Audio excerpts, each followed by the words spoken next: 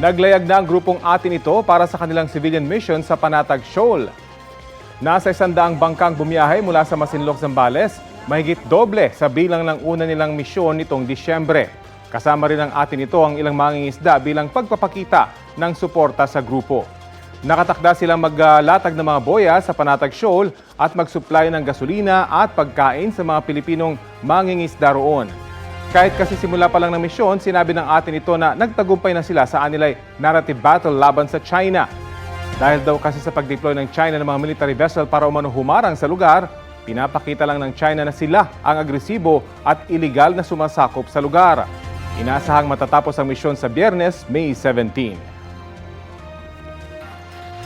Nakamonitor naman ng Philippine Coast Guard sa paglalayag ng atin ito civilian mission sa Panatag Shoal. At may ulat on the spot si Joseph Morong. Joseph!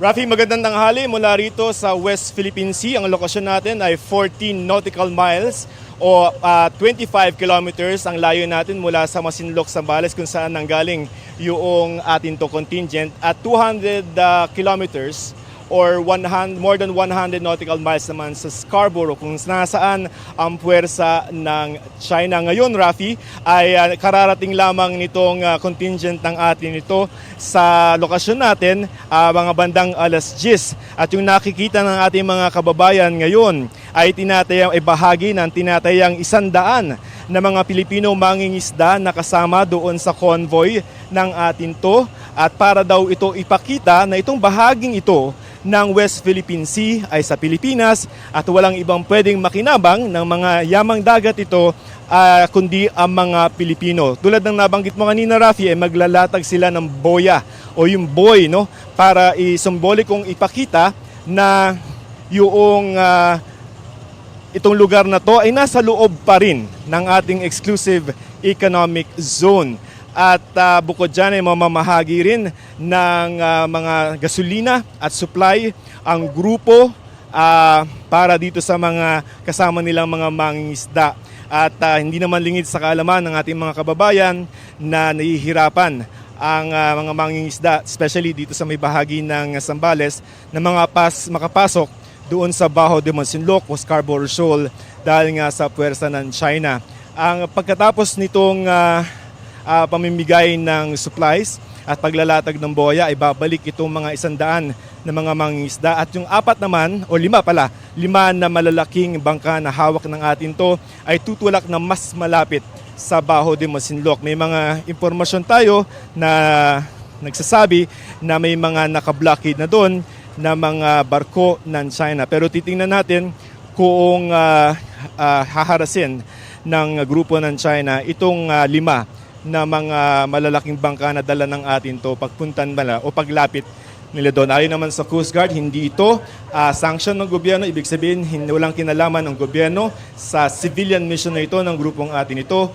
Pero ganun pa man ay nakabantay sila para magbigay ng tulong kung kinakailangan, Rafi.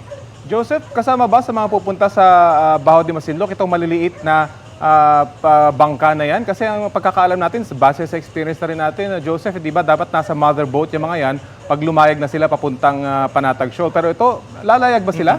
Ito maliliit na bangka? Hindi na.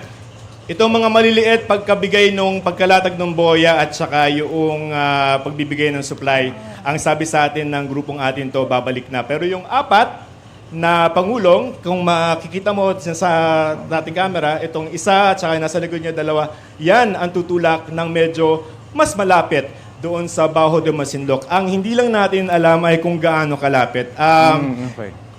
Titingnan natin kasi base doon sa mga satellite images ay yung ilang puwersa ng Chinese Coast Guard ay nasa 60 kilometers 16 nautical miles ang layo mula sa Scarborough. Pag yan ang titingnan mong reference at yung plano na kung saan pupunta itong malalaking bangka, ay baka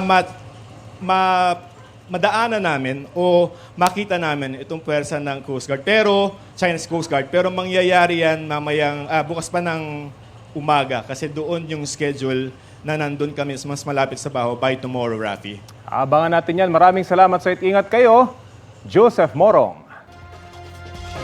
Kapuso, alamin ang maiinit na balita. Bisitahin at mag-subscribe sa GMA Integrated News sa YouTube.